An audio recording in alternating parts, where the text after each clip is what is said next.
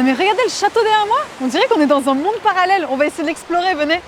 Aujourd'hui, je vous emmène avec moi pour un format de vidéo assez différent d'habitude. Alors n'hésitez pas à me dire si ça vous plaît ou pas dans les commentaires. J'ai l'impression d'être une princesse. Me voici devant l'un des châteaux les plus étranges et fascinants au monde.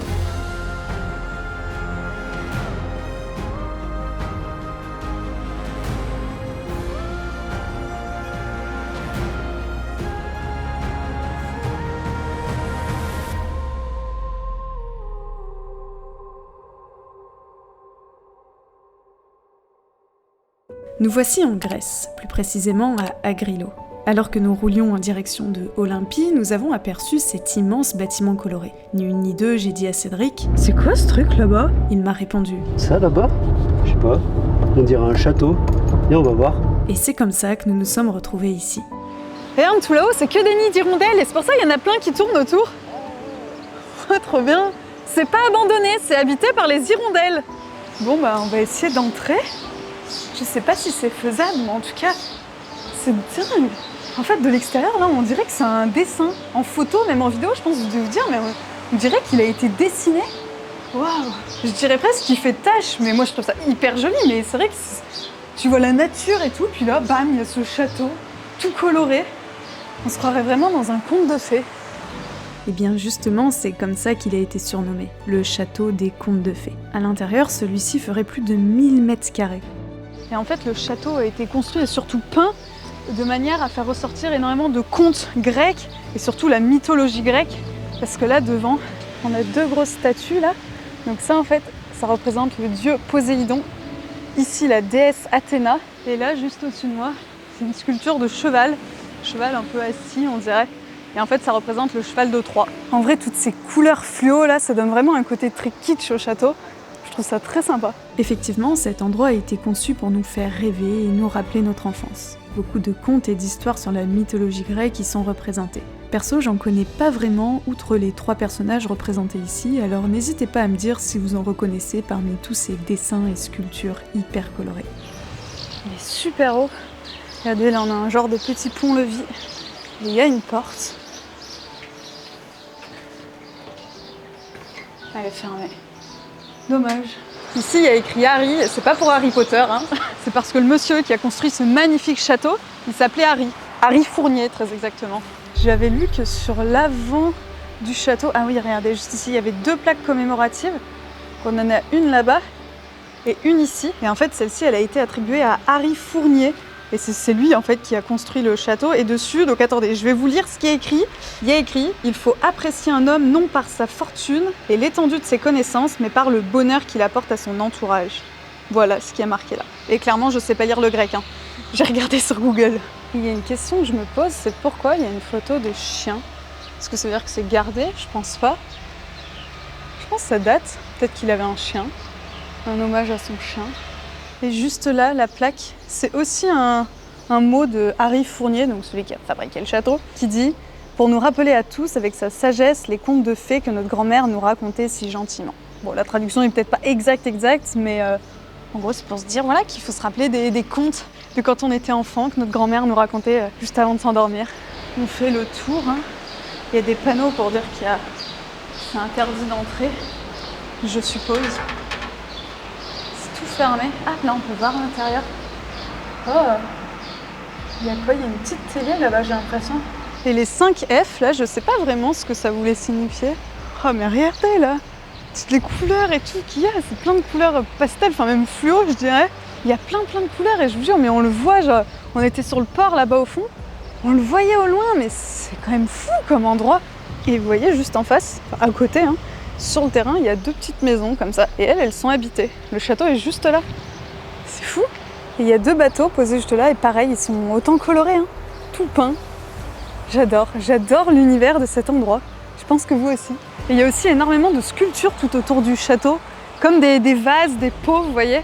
Et ça, pareil, ça fait partie de la mythologie grecque. On a même juste là-bas, juste devant la mer, une statue de Pégase, un cheval avec des ailes. Et il y a un truc, je suis vraiment dégoûtée, ce que j'ai vu sur internet, que quand on est tout en haut sur les petites tours, il paraît que la vue elle est incroyable. J'aimerais tellement y aller. C'est dommage quand même. J'aimerais trop voir le mec et lui demander si c'est possible qu'il nous fasse visiter quoi. Mais il n'y a personne. Mais alors, c'est quoi l'histoire de cet incroyable château ? Celui-ci fut construit en 1960 par un ancien médecin américain d'origine grecque, le fameux Harry Fournier. Il avait autrefois fait fortune en tant que chirurgien à Chicago. Suite à cela, il décidera de revenir sur sa terre natale pour sa retraite, où il souhaitait laisser son empreinte de manière originale dans la ville où vivait sa famille. C'est ainsi qu'il eut l'idée de construire un château lui rappelant les contes et histoires mythiques que lui racontait sa grand-mère. Mais Harry ne va pas s'arrêter là. Il construira aussi une copie conforme de la tour Eiffel à l'entrée de la ville en fer forgé de 26 mètres de hauteur. Pour revenir sur le château, il va vouloir tout reproduire d'un château médiéval. Des ponts-levis, des hommes de garde en armure, des tours, même à l'intérieur, il aurait joué le jeu, avec des tapisseries médiévales, des tableaux et plusieurs sculptures de cette époque. Mais alors, pourquoi est-il toujours dans un état d'abandon très avancé ? Harry Fournier décédera peu de temps après la construction de cet édifice. L'histoire raconte même qu'il n'y aurait jamais habité. Suite à cela, le château sera confié à la ville, mais jamais personne ne s'en occupera vraiment. Certains disent qu'un concierge y habite, mais étrangement, personne ne l'a jamais vu. Néanmoins, le lieu est quand même surveillé par des caméras pour éviter toutes sortes d'intrusions.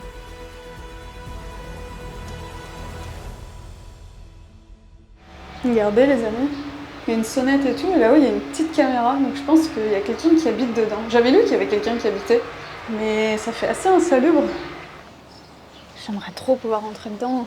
Cette face-là, c'est vraiment ma préférée. Elle est hyper colorée, c'est trop beau. On dirait qu'ils ont fait des genres de boucliers et tout, mais j'ai l'impression d'être une princesse. Il me manque plus que la robe.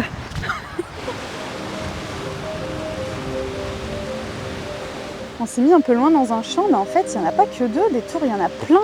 Il y a une terrasse, Cédric vient de me dire qu'il l'a vue au drone. Il y a une petite cloche aussi là-haut, mais oh là là, c'est incroyable, mais c'est énorme. Je sais pas combien de mètres carrés ça doit faire à l'intérieur, mais c'est gigantesque. Il y a une légende sur ce château, c'est qu'à l'intérieur, il y aurait une immense pièce que jamais personne n'a trouvée, et ça serait une très grande bibliothèque qui serait cachée dedans. Mais bon, vu qu'on peut pas entrer dedans, on va pas pouvoir savoir si c'est vrai ou pas. Et oui, vous vous en doutez, un endroit comme celui-ci, dans lequel jamais personne n'est entré, ça en fait fantasmer plus d'un. Certains disent que cette mystérieuse bibliothèque serait accessible par le cheval de Troie. Celui-ci cacherait une trappe qui donnerait accès à un immense souterrain. Je suis en train de voir qu'en fait, le corps du cheval, ça se trouve, c'est une autre petite maison. Il y a des fenêtres, bon, tout a été barricadé aussi. Il y a une porte ici. Après, ça fait un grand appart, parce que c'est gros quand même. Et je vous avoue que moi aussi, je me suis retrouvée hyper frustrée devant un tel bâtiment dans lequel je ne pouvais pas entrer. Je trouve que ça le rend encore plus mystérieux de ce qu'il est déjà. Alors je me suis dit que j'allais imaginer un peu comment les pièces étaient à l'intérieur. Pour imager tout ça, j'ai décidé d'utiliser un outil très puissant qu'on appelle l'intelligence artificielle. Commençons déjà par les chambres. Moi je les imagine comme ça. Très spacieuses, très colorées bien évidemment, et surtout une dizaine de coussins par lit. Ouais, je les vois bien comme ça les chambres dans ce château. Pour la cuisine, je l'imagine comme ça, encore une fois très colorée, avec quelques plantes vertes et des assiettes arc-en-ciel. La salle de bain, toujours dans le même style, mais la baignoire, elle est, vous savez, sur îlot, avec des pieds. Puis j'imagine que dans un château immense comme celui-ci, il n'y a pas qu'un salon. Je dirais qu'il y en a 3. Tous avec une cheminée en pierre, un immense canapé coloré et bien évidemment des coussins arc-en-ciel. Et je sais pas si vous vous souvenez, je vous ai parlé d'une bibliothèque secrète. Eh bien, je l'imagine comme ça. Spacieuse, avec des centaines de livres colorés et une grande table au centre. Et avec toutes les petites tours que possède ce château, j'en suis sûre qu'il y en a une dans laquelle il y a ce genre de pièces. En vrai, j'ai plus du tout envie de m'arrêter, j'aime trop faire ça, ça me fait rêver. Et vous, l'intérieur de ce château, vous l'imaginez un peu comme ça ou complètement différent ? Dites-moi dans les commentaires. Et du coup, juste là, je sais pas si vous m'entendez très bien, en fait c'est la façade du château qui est vraiment face à la mer. Du coup, je pense vraiment que de là-haut, il doit y avoir une vue incroyable. Ça doit être trop bien. Il y a certaines sculptures qui n'ont pas du tout été préservées.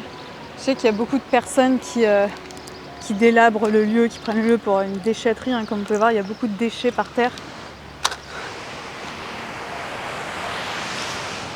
Elle est où ma robe de Cendrillon ? Ce lieu est juste fou. Je vous jure, j'avais vraiment l'impression d'être dans un monde parallèle. Si vous passez à Grillo, je vous conseille vraiment de vous y arrêter. Il y a un parking de prévu pour les personnes comme nous qui sont intriguées par ce géant coloré que l'on peut clairement voir de la route principale. Donc voilà, je vous conseille vraiment d'y passer car c'est impressionnant à voir et par contre, promettez-moi que si vous voyez quelqu'un ou que si vous arrivez à voir ne serait-ce une pièce de l'intérieur de ce château, je veux absolument que vous m'envoyiez des photos. J'y tiens vraiment. Puis sinon, n'hésitez pas à me dire si vous voulez que je vous montre d'autres lieux atypiques comme celui-ci, même si j'arrive pas à entrer dedans. parce qu'en vrai je trouve ça sympa comme format et je suis sûre que certains d'entre vous ont bien kiffé aussi. Puis je pouvais pas vous sortir 2 énormes vidéos à la suite. Merci beaucoup pour tous les retours que vous m'avez fait sous la vidéo des JO, vraiment, j'étais tellement heureuse. Donc voilà, cette vidéo était un peu plus courte que d'habitude, mais promis, je reviens très vite avec de grosses explorations. Bon les amis, c'est la fin de cette vidéo. Voilà, j'ai essayé un nouveau format. C'est pas vraiment de l'urbex, mais en vrai un petit peu quand même, parce que quand même de l'exploration, même si on rentre pas à l'intérieur du château. Donc j'espère que ça vous a plu. Moi j'ai adoré. Le lieu est tellement atypique. J'adore ça. Donc voilà, dites-moi dans les commentaires si vous avez aimé. Lâchez un like aussi si vous avez aimé. Et ciao!